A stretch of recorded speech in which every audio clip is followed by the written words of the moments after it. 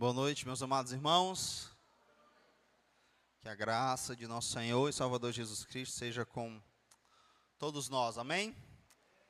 Que bom podemos estar aqui juntos para adorar a Deus, para meditar na sua palavra.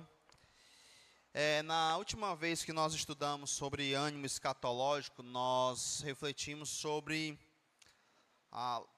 levar todo o pensamento cativo a Cristo. Nós explicamos aquele texto lá, muito famoso, sobre como fazer isso. E hoje eu queria mostrar e refletir em alguns textos na prática, em como você pensa corretamente. Isso tem me ajudado muito na minha caminhada cristã. Quando acontecem as coisas na vida e aí você é levado a pensar de uma forma e gera um coração insatisfeito, e eu gosto sempre de parar e pensar assim: eu não estou pensando correto. E aí eu vou pensar em textos bíblicos, e isso me ajuda muito, e aí eu busco o Senhor, e isso muda a forma como eu estou pensando. Algumas vezes, na maioria das vezes, não muda a situação, mas muda como você está pensando, levando esse pensamento cativo a Cristo, tá certo? Então, quero ensinar os meus irmãos a fazer esse exercício na prática, olhando para alguns personagens bíblicos em como eles fizeram isso, beleza? Então, vamos para o primeiro personagem. Esse texto é bem, então vai ser rápido. Já falei outras vezes sobre ele, está lá em Gênesis 45.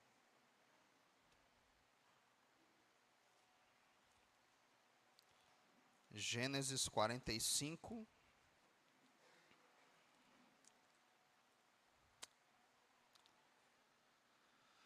Como pensar corretamente. Antes da gente ler, vamos orar mais uma vez. Deus, nos ajuda a compreender a Tua palavra e, acima de tudo, a Deus, obedecer a Tua palavra. Esse é o nosso grande desafio, colocarmos na prática aquilo que temos aprendido do Senhor. Por isso, nós te oramos, que Teu Santo Espírito tenha misericórdia de nós. Amém. Então, vamos lá.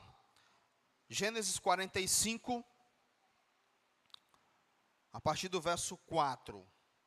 Aqui, para quem não conhece a história, José, aos 17 anos, foi vendido por seus irmãos, que tinham inveja dele, do relacionamento dele com o pai dele. Vendem ele como escravo.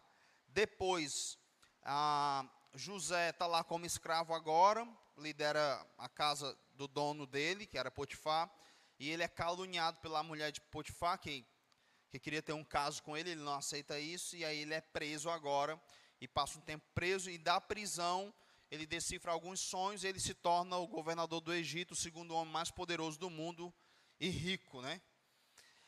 E aí passam-se 7 anos, e mais 2 anos, e os irmãos de José agora vêm até ele, e eles não reconhecem José. E aí José então se dá a conhecer, diz: eu sou José, que vocês venderam para cá, para o Egito e tal. E, enfim, aí o que José vai dizer para eles? É muito legal a perspectiva de José. Dentro dessa situação, lembrando que isso já se passaram 22 anos. 13 anos sendo escravo e prisioneiro, e 7 anos como governador do Egito. Então ele experimentou tudo, né? Escravidão, prisão, calúnia, e agora ele está vivendo um tempo de bonança, rico, poderoso, e por aí vai. E aí ele encontra os seus irmãos. O que você diria e como você pensaria? Quais seriam as suas primeiras palavras para os seus irmãos que te venderam? Que achavam que você já estava morto, né? Quando José pergunta sobre a família, nós somos 10, um está com nosso pai e o outro morreu. E era ele. O que você diria, né? Já pensou? Renan. Eu sou o Renan, que vocês venderam aqui para o Egito. Foi preso, depois foi caluniado, comi o pão, né? Sofri demais, agora vamos prestar conta, meu amigo. Agora, vocês não sabem o que eu sofri. Vocês não têm ideia do que eu passei. O que José fala? Muito interessante isso. E aqui, essa fala de José, o que eu quero que vocês percebam, de como isso é certo na mente dele. A tal ponto que ele repete 3 vezes na sua fala. Sabe? Está um negócio tão resolvido. Ele diz: disse José a seus irmãos: agora chegai-vos a mim. E chegaram-se. Então disse: eu sou José, vosso irmão, a quem vendeste para o Egito. Verso 5. Agora, pois, não vos entristeçais, nem vos irriteis contra vós mesmos, por me haveres vendido para aqui. Porque para a conservação da vida, Deus me enviou adiante de vós. Porque já houve 2 anos de fome na terra, e ainda restam 5 anos em que não haverá lavoura nem colheita. Então ele diz que Deus enviou ele adiante deles. Para quê? Qual era o objetivo? Conservação da vida. Certo? Vamos lá. Verso 6. Desculpa, verso 7. Deus me enviou adiante de vós, para conservar a vossa sucessão na terra e para vos preservar a vida por um grande livramento. Assim não fostes vós que me enviastes para cá, e sim Deus, que me pôs por pai de Faraó e senhor de toda a sua casa, e como governador em toda a terra do Egito. Então vamos lá. Qual é a frase que mais se repete aqui que você chamou sua atenção? Hã? Todo mundo, vai lá. Deus me enviou. Era isso. Era o que estava resolvido na mente dele. Essa era a forma como José encarava toda a artimanha dos irmãos, a inveja, o ódio de terem feito o que fizeram com ele. José olhava para todo esse evento e ele conseguia ver que Deus estava fazendo algo, que Deus tinha um plano, um propósito, e ele levou José para lá para cuidar de muita gente, conservar muita gente em vida e cuidar da sucessão deles. No final da vida, quando Jacó morre, eles ficam preocupados que José agora vai se vingar deles. E aí eles inventam uma mentirinha. Eles dizem: nosso pai disse, José, que você não fizesse mal a gente, viu? Antes de morrer ele falou isso e tal. E aí José chora, fica muito triste com isso. E aí José diz: novamente ele repete: Deus me enviou para cuidar de vocês. Então não se preocupe, eu vou cuidar de vocês, dos filhos de vocês. Então ele entende que Deus está realizando algo. Os meios pelos quais ele chegou lá foi bem doloroso. E aí, como ele entende o que Deus está fazendo, isso define o que ele faz. Entendeu? Então, como é que eu vou agir com os meus irmãos que me venderam? Deus me enviou para cá para cuidar da sucessão deles. Então é isso que eu vou fazer. Viu como ele pensa correto? Quando acontecem coisas na nossa vida e a gente fica meio desorientado, tipo um soco que você leva, você tem que parar e pensar assim: o que Deus manda eu fazer? O que Deus diz sobre isso? É isso que eu vou fazer. Certo? As circunstâncias não definem seu comportamento. O que Deus diz define o seu comportamento. Amém? Deu para entender? Porque geralmente nós dançamos conforme a música, né? Conforme as coisas vão, eu vou agindo. Não. Deus estabeleceu como é que eu tenho que ser. O que é que eu tenho que fazer. Ele é soberano. E José entende isso muito bem. Então, Deus me enviou para cá. Deus me enviou para cá. Assim, não foram vocês que fizeram isso. Foi Deus que me enviou para cá. Para cuidar de vocês. E é isso que eu vou fazer. É completamente ilógico. Concorda comigo? Qualquer pessoa diria para José, José, deixa de ser besta. Agora é a tua hora, José. Agora é hora de tu fazer esse sofrimento um pouquinho. E tal. Isso não. Deus me enviou para cá. Para fazer isso aqui. Tá certo? Então, aprendamos a olhar para essas situações, mesmo quando as pessoas nos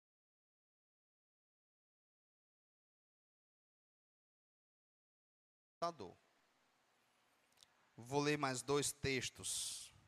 Abre agora em 2 Samuel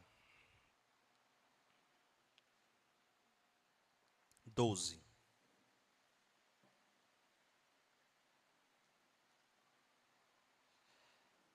O contexto agora aqui é o seguinte. Davi traiu. Davi adulterou com uma mulher chamada Batseba.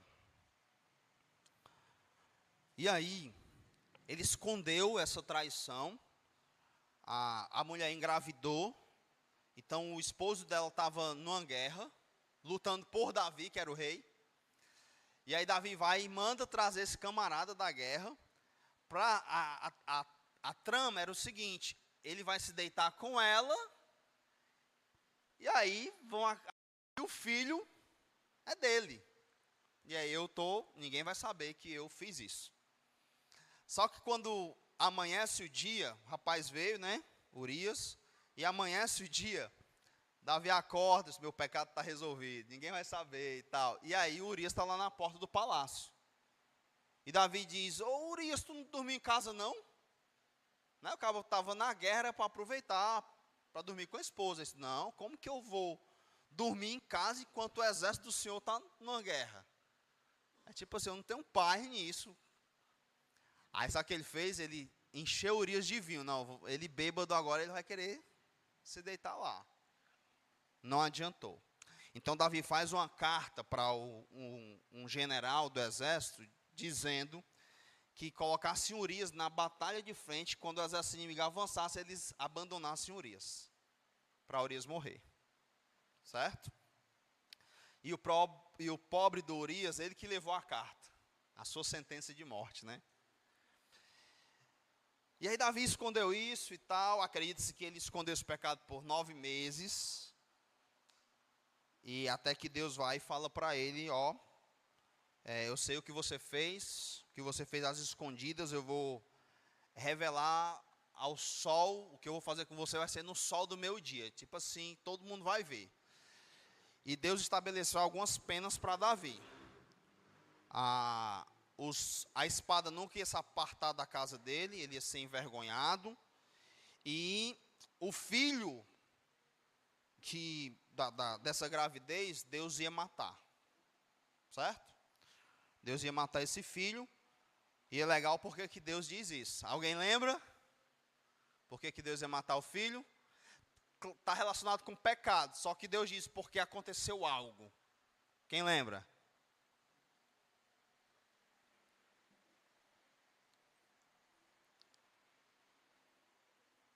Não lembram?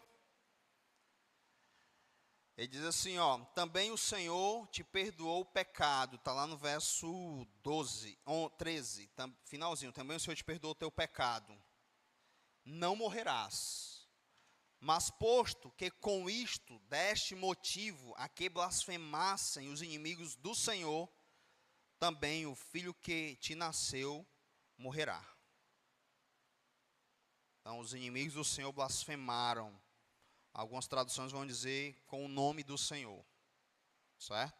É o nome do Senhor. Estava em jogo. Enfim, esse é outro assunto.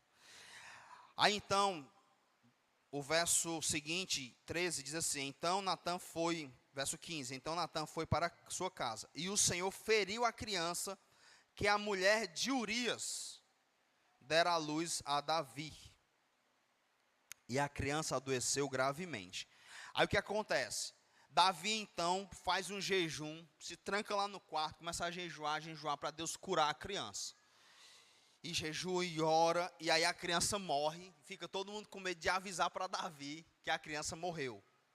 E Davi percebe aqui e diz, ei, já sei o que aconteceu. A criança morreu, né? Aí o pessoal, Davi, morreu. O que Davi faz agora? Quem lembra?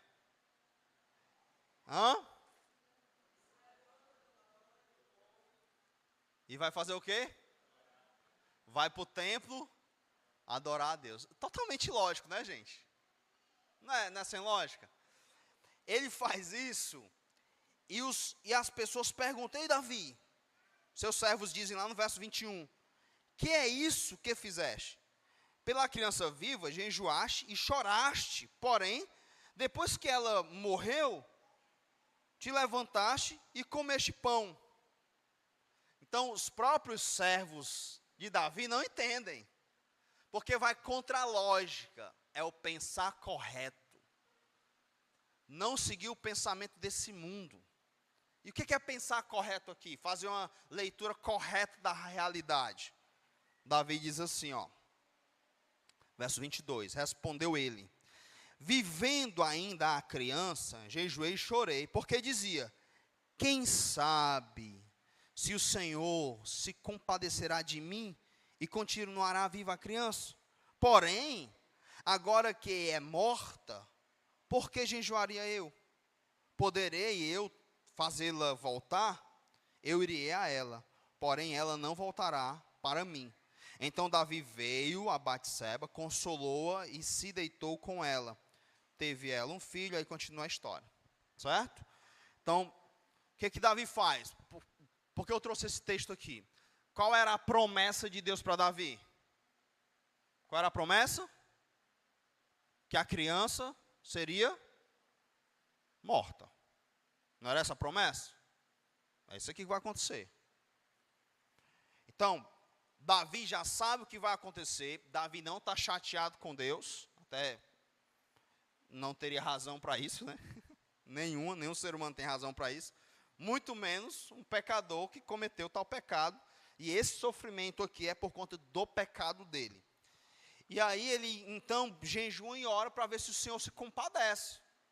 Porque Deus é um Deus compassivo, misericordioso. Ele vai tentar. Não custa nada. E aí Deus disse não. Para o choro dele, para o jejum dele. Então o que ele faz agora?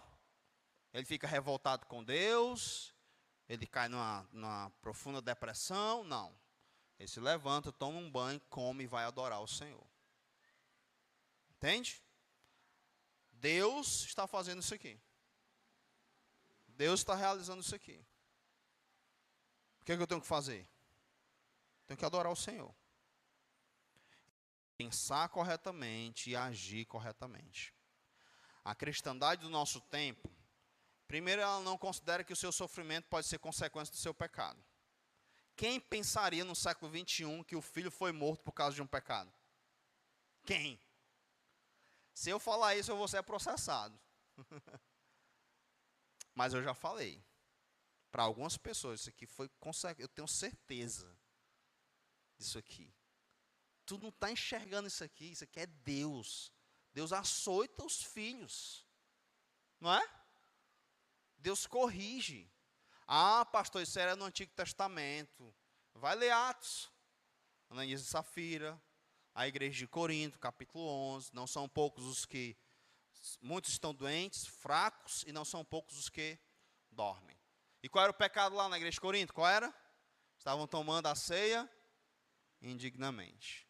O pecado lá da indignidade era porque eles viviam em guerra na igreja, uns com os outros. Então tem muita gente que está morrendo por aí e não sabe que é Deus pesa na mão. Pode acreditar nisso, tá? Então, a primeira coisa que é difícil para hoje é ver Deus castigando. É como se castigasse o filho que ama. Está lá nas Sagradas Escrituras. Então Deus faz isso. Ora se não faz. E aleluia que Ele faz conosco. Porque se estáis sem disciplina, da qual todos são feitos participantes, não sois filhos. Aquele que sofre a disciplina do Senhor, ele é filho. Às vezes eu estou aqui, né, e penso um negocinho, leva uma topada, uma coisa que não agradou o Senhor, e diz, aleluia, eu sou filho. O Senhor está bem aqui cuidando de mim, até o que eu penso, Ele está me corrigindo. Então se alegre. Cansei de, às vezes, jogando bola e vem aquele, ou lutando karatê, um pensamento soberbo. E aí eu, era contundido ali, eu dizia, tá bom, Senhor, tá bom, entendi. Ali na dor, chorando, eu já sabia que era o Senhor. E é a bondade do Senhor cuidando da gente. Porque se Ele não puxar a nossa orelha, a gente vai se embora. Não quer mais nada com Ele, somos pecadores. Certo? Então pense corretamente. E aí, a outra coisa que é difícil para a cristandade do século 21 é que quando o Senhor, olha, se a criança está doente, então os pais estão sofrendo, aí a criança morreu, o sofrimento aumentou. Em vez de adorar a Deus, se revoltam contra Deus. Porque no século 21 é a ideia de que eu sou soberano e Deus é meu servo. E ele não fez o trabalho dele direito, por isso meu filho morreu. Entende? Não. Deus é soberano e eu sou seu servo. Ele faz o que bem ele entender. Amém? E mesmo quando tiver dor, a gente chorar, a gente tem que fazer o que no domingo? Adorar. Não só na igreja. Adorar. Senhor, não estou entendendo nada. Às vezes acontece, a gente nem fica pensando, né, onde foi que eu errei e tal. Às vezes você nem acha um pecado, né? Mas aconteceu. Deus sabe o que está fazendo. Tá? E aí você tem que adorar o Senhor. Então Davi mesmo tendo pecado, sendo um homem segundo o coração de Deus, né? Um homem piedoso, ele encarava Deus assim. Agora o último texto, eu acho esse fantástico, está ainda em 2 Samuel, capítulo 16.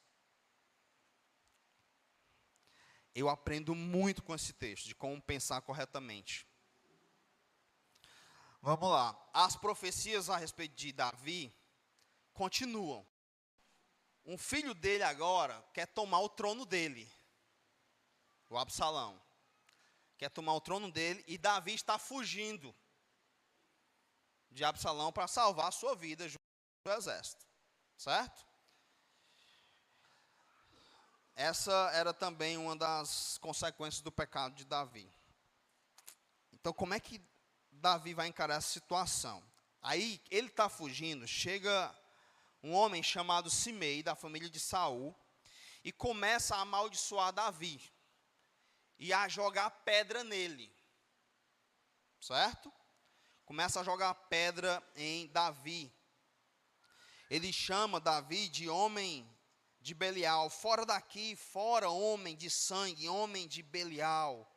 O Senhor te deu agora a paga de todo o sangue da casa de Saul, cujo reino usurpaste. O Senhor já o entregou nas mãos do teu filho Absalão. Eis-te agora na tua desgraça, porque és homem de sangue. Verso 8, eu estou lendo. Imagina Davi ouvindo tudo isso. Tá aí, está pagando na mesma moeda. É a tua desgraça agora. E jogando pedra e dizendo, certo? Verso 9. Então Abisai, filho de Zeruia, disse ao rei: por que amaldiçoaria este cão morto ao rei, meu senhor? Deixa-me passar e lhe tirarei a cabeça. Isso aqui era o desejo de todos os homens de Davi, tá? Imagina os valentes de Davi. Matava assim de 200 sozinho. Imagina só um homem desse. E como eles eram leais. E o desejo que eles não estavam no coração de matar Simei. Como que Davi vai reagir a essa situação? Fantástico, fantástico. Aprenda bem com esse exemplo aqui, meu amado irmão. Verso 10. Respondeu o rei: que tenho eu convosco, filho de Zeruia?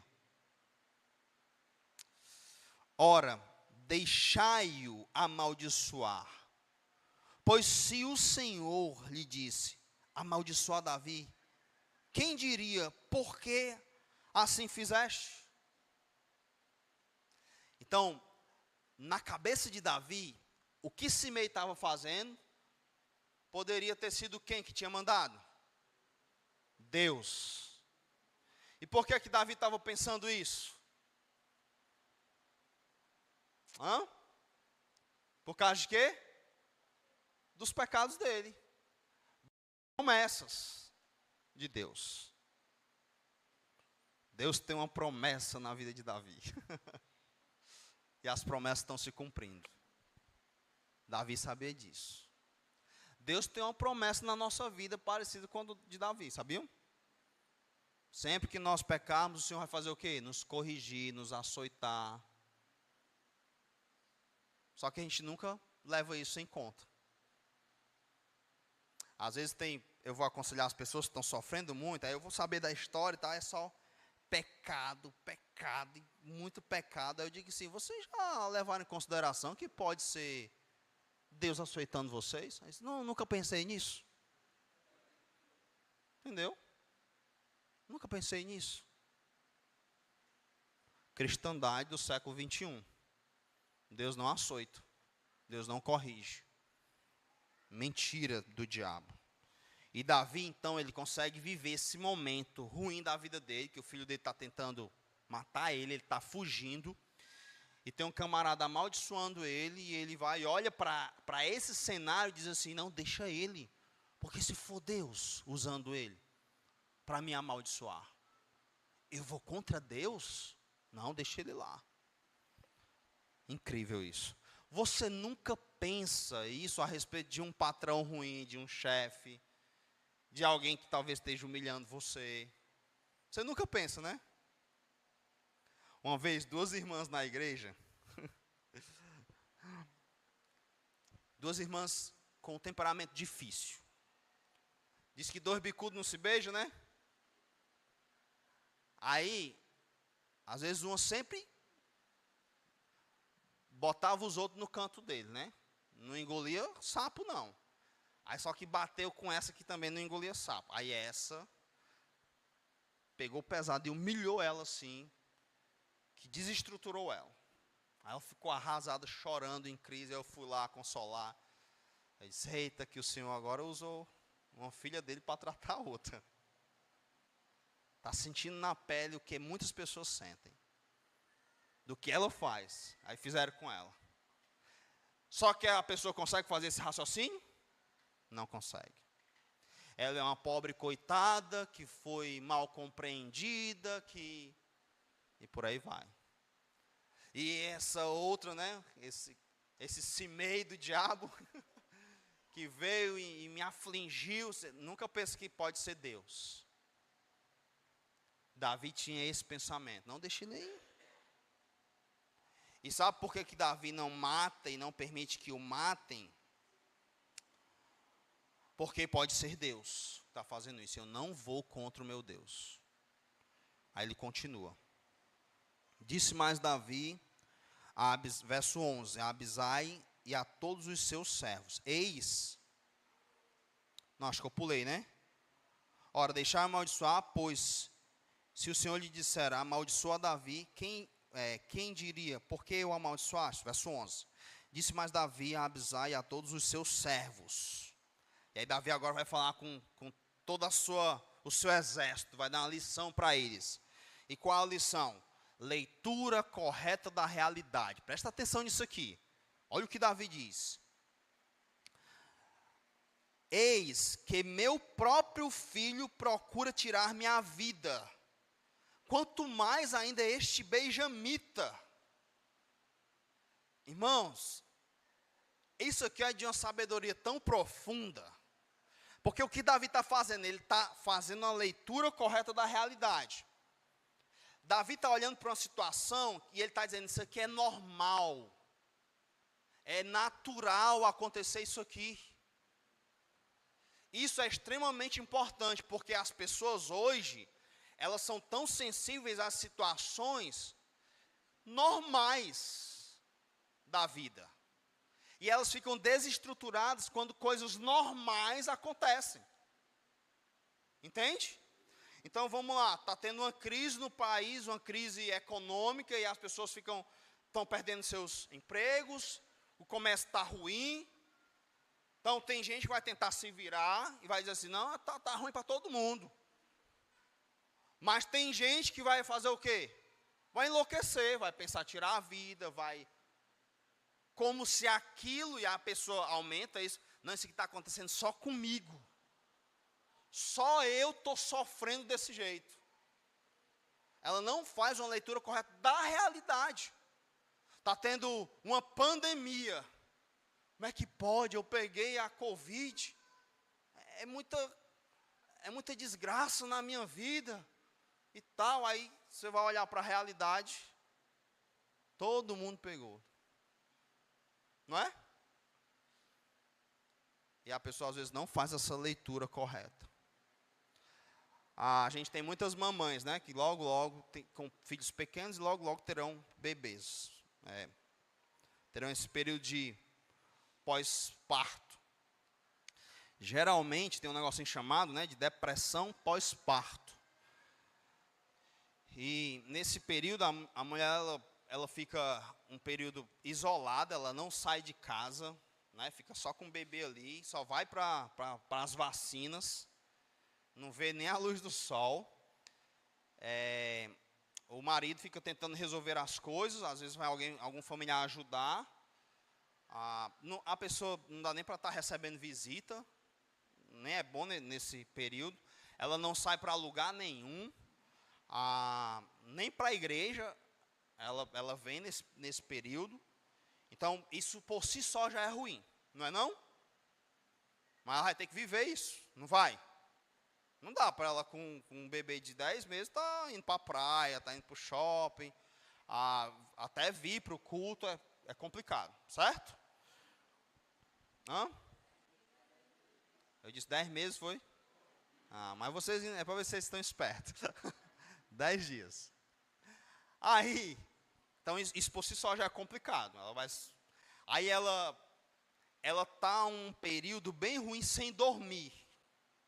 Né? Quem já teve bebê, quando vai se aproximando o parto, o barrigão lá, você já não dorme direito, né? Não encontra mais posição e tal. Aí, no dia que antecede o parto, você também não dorme. Aí você vai para o parto, tem o trabalho de parto ou a cirurgia, você não dorme. E aí os primeiros 15 dias a um mês, o estômago do bebê é bem pequenininho, então de 2 em 2 horas ele tem que mamar e você não dorme. E parece que não dorme nunca mais, né, irmãs?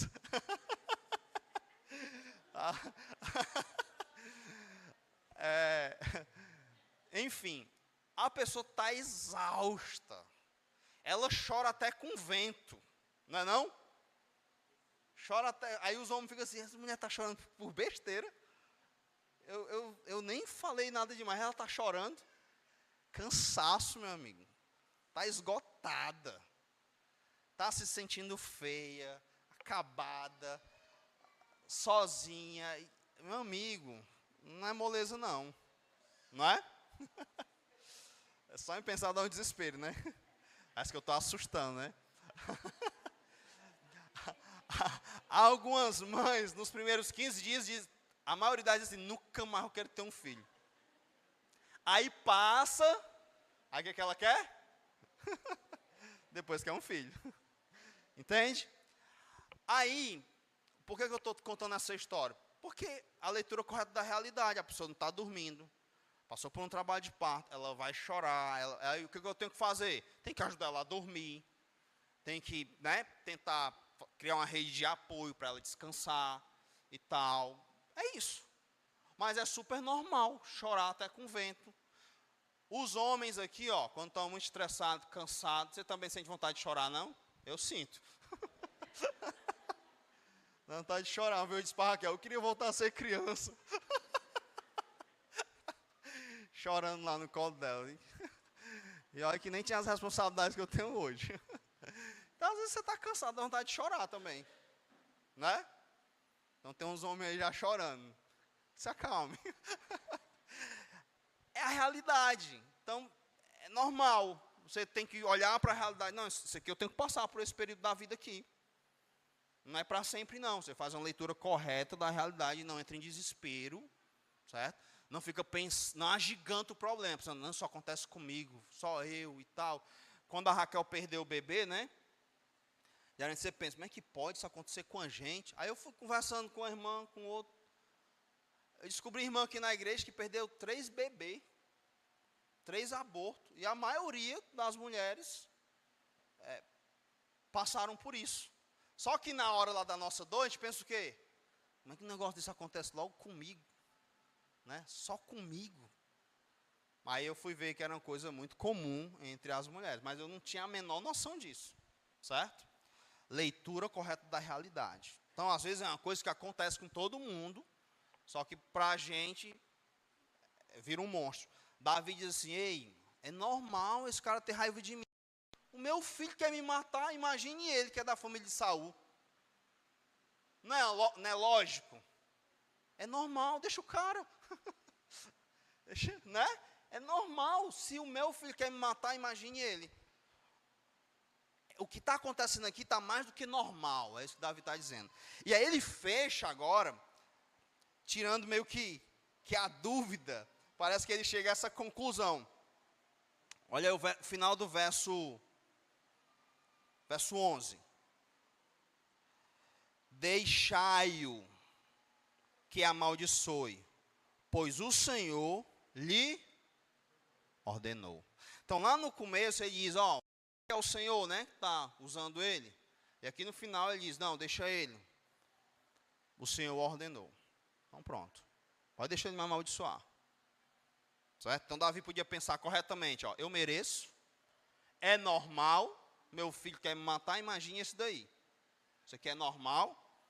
E deixa ele me amaldiçoar. Porque é o Senhor que está mandando. O Senhor prometeu, ele está cumprindo. Deixa ele. E aí no final, ele diz, verso 12, talvez o Senhor olhará para a minha aflição e o Senhor me pagará com bem a sua maldição deste dia. Talvez, é uma possibilidade. Então Deus pode não mudar a situação, mas deixa. Talvez o Senhor vai ver minha aflição e vai decidir, na sua soberania, mudar essa situação. Certo? E aí Davi vai e continua vivendo. Vida que segue. O que eu estou tentando mostrar para os irmãos aqui é que pensar corretamente diante das situações da vida nos ajuda a continuar vivendo bem e produtivo. Entende? O que está acontecendo com Davi aqui era para acabar com ele. Mas ele faz uma leitura correta da realidade. Ele olha de uma perspectiva de que há um Deus soberano que ele serve e que está fazendo coisas. E ele pode descansar nisso, mesmo que essas coisas gerem dor nele. É muito legal isso. José lá diz, Deus me enviou. Ei, mas não foram os irmãos que venderam? Foi. Mas Deus é soberano. Não é? Lutero chamava o diabo, né, de o cão de Deus. Então o diabo foi lá e acabou com a vida de Jó. Mas em ultimidade, quem está dominando tudo? Deus. Deus é soberano. Certo? E aí Davi, tanto na situação do filho morto, como nessa situação aqui, Deus está fazendo. E isso nos enche de paz. Calvino, quando perdeu um filho pequeno, ele disse, o que me conforta é saber que Deus também é pai e ele sabe o que faz. Porque na hora da dor, né, a gente fica sem entender, desesperado. E aí você tem que pensar assim, ó, Deus sabe o que faz. Deus sabe o que faz. Tá? Quando eu disse para a Ruth, né, a perca do nosso bebê, do aborto que a Raquel teve, foi o momento mais difícil, eu chorei, a Raquel chorando, e quando ela soube, ela chorou também, e eu disse, filha, isso que está acontecendo é algo bom. Aí eu disse, como que é bom se está todo mundo chorando? As perguntas de criança, né? Alguém sabe responder? Aí eu disse, filha, tudo que Deus faz é bom. A vontade dele é boa, perfeita e agradável. Está doendo, a gente está chorando, não estou entendendo, não consigo vislumbrar com os olhos humanos um negócio bom nisso aqui, mas pelos olhos da fé, fundamentado no que Deus diz em sua palavra, isso aqui que está acontecendo é bom. Amém? E isso, em meio às lágrimas, eu digo para mim mesmo e para minha família que isso é bom. Porque há um Deus soberano que nenhuma folha cai sem a permissão dele. E se esse bebê não viveu, é porque ele está fazendo parte disso. Na vida e na morte. Nós não estamos entregues ao acaso. Davi, mesmo tendo feito o que fez, isso é consolador demais para o meu coração. Deus não abandonou ele. Não é incrível isso? O cara está fugindo do filho, se meio está amaldiçoando ele está vendo Deus agindo. Ei, é Deus que está aqui. É Deus que está fazendo isso. Ele está aqui olhando a minha situação. Deixa, quem sabe ele se compadece de mim. É bom demais servir a Deus. Porque mesmo não entendendo as situações, mas olhando da perspectiva de Deus, confiando no que Ele diz na sua palavra, você pode descansar.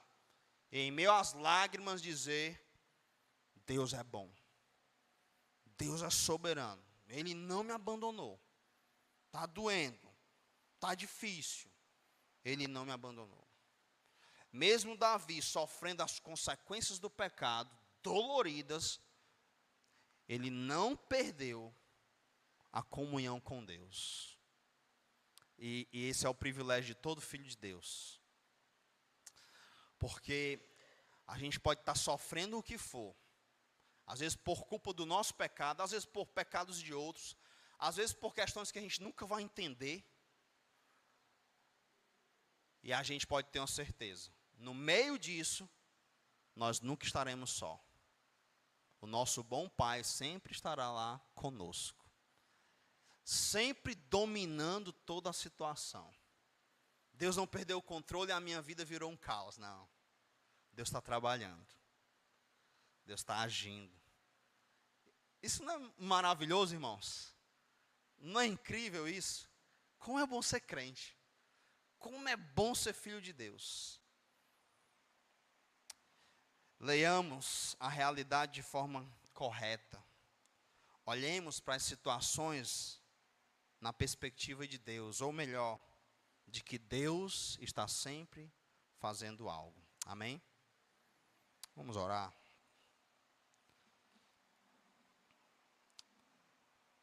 Eu queria que você, nesse momento, pensasse em situações que talvez sejam difíceis, ou que você já passou, ou situações felizes também, e você agradecesse a Deus, porque Ele sempre esteve com você e sempre estará, e é muito bom, diga isso para Ele, que é muito bom ter Ele em sua vida, porque Ele nunca nos abandona. Às vezes nos momentos de maiores dores, quando só nós e Ele sabemos o quanto está doendo, Ele está lá conosco. Então orem e adorem a Deus. Vou dar um tempo para os irmãos fazerem isso e eu vou fazer daqui em silêncio.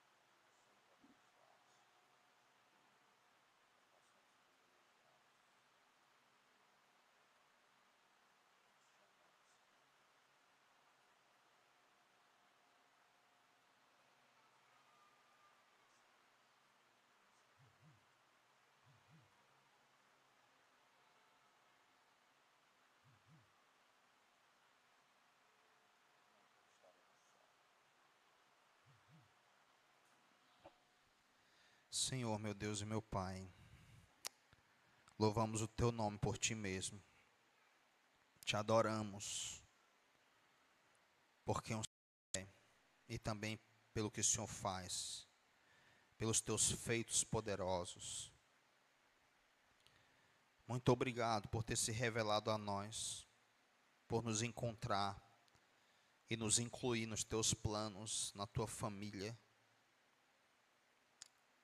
Por podermos viver aqui nesse mundo quebrado, certos de que o Senhor está conosco todos os dias, cuidando de nós como um bom Pai, presente em todos os momentos,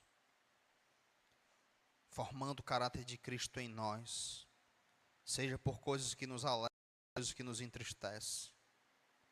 Muito obrigado, porque nenhuma lágrima derramada, nenhum sofrimento é em vão ou coisa do acaso, mas é o nosso bom Pai nos fazendo o bem. Muito obrigado, Deus, por isso. Como é bom, Deus, te servir. Como é bom viver no meio da comunidade dos santos. Recebe, Deus, a nossa adoração e nos ajuda cada dia a ter uma perspectiva correta de como olhar para a realidade e crer firmemente na Tua soberania. É no nome de Jesus que nós te oramos. Amém.